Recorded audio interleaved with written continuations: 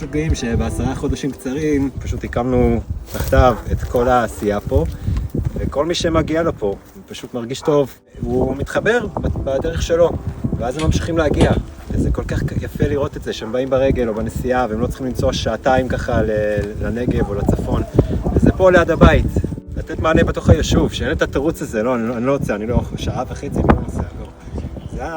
זה למה הקמנו את החווה פה, יחד עם אבי במרכז מונדלק, ולחבר את כל הנקודות האלה, לתת מענה משולב כזה, וזה מציל חיים.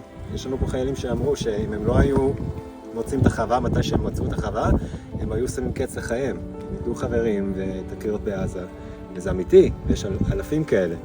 ואנחנו מביאים אותם לפה לאט לאט, וזה יפה לראות את זה, ומאוד גאים להיות חלק מהעשייה פה.